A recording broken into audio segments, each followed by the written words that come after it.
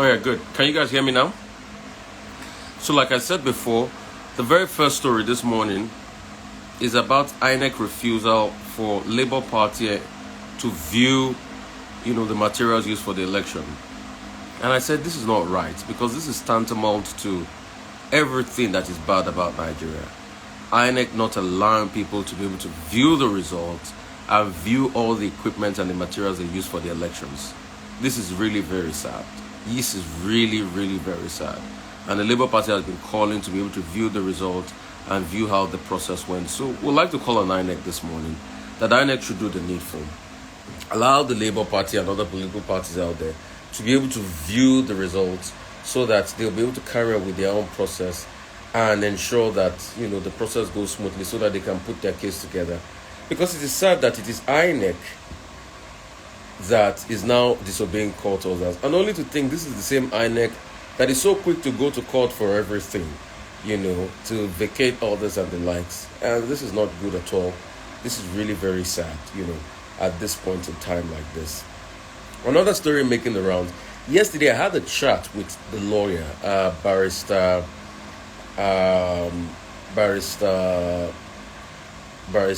Victor Okpadokun. Barrister Victor Okpadokun was the person that took INEC to court over the use of PVC. And maybe one of these days I'll be able to bring him up on this platform.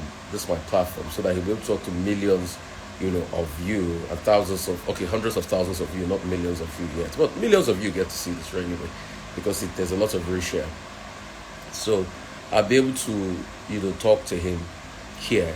But what he said was that judgment for those two people, that the principle can apply to everybody.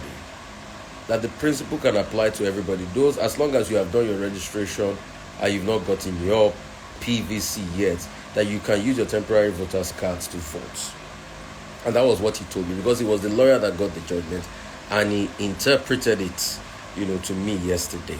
And I had him on my show. In fact, on one of my radio shows, I'm going to see if I can put up the link where he talked about it for himself. So that's another top stories, part of the top stories making the rounds. And on television today, we have a guest coming up. It's going to be a big surprise, so watch out for it. And he's also going to get a chance to talk to us about the election process.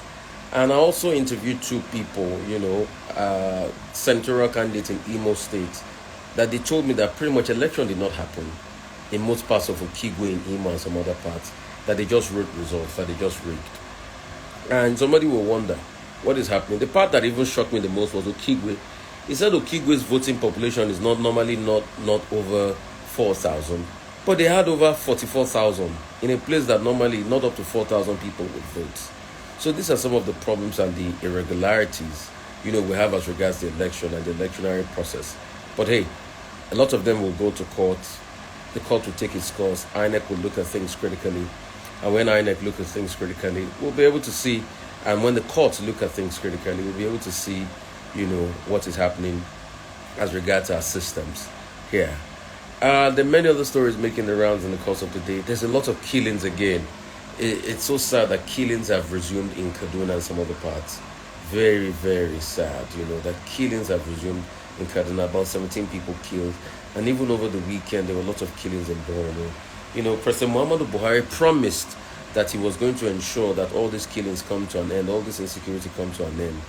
But, hey, it is sad that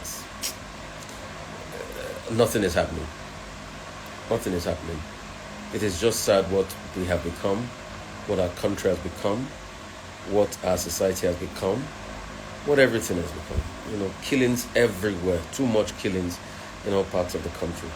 But despite all of this, there's still a ray of hope. We say big kudos to our Nigerian tech experts that are doing very, very well, that are reshaping the tech sector. We keep seeing them, we keep supporting them, and Nigerians that are doing well. I can tell you for free that it is Nigerians that are holding and piecing this country together. And we can only keep pushing and ensuring that things get better in our country. Real quickly, as I start to wrap up things this morning, I just want to enjoin you that you can listen to me on 90.3 FM in Lagos from 7 5:07 a.m. this morning. And hey, Abuja people, we're coming up soon in Abuja 96.1, where you get a chance to also listen to me on the radio. On the foreign scene, I mean, a lot has been happening. Trump has still been going through his ordeals. There are many cases, as regards Trump and, his time in office. But the big question is, Trump has said that even if he's indicted for any case, he would still run for president in 2024. But the big question is, a man that has been indicted, should he be running?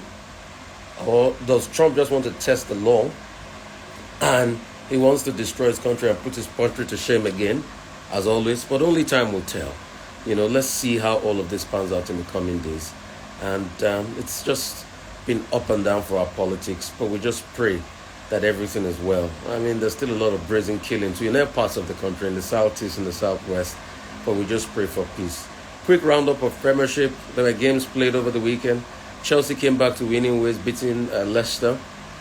Arsenal too keep their top position, beating Fulham 3-0. Man City too did quite well.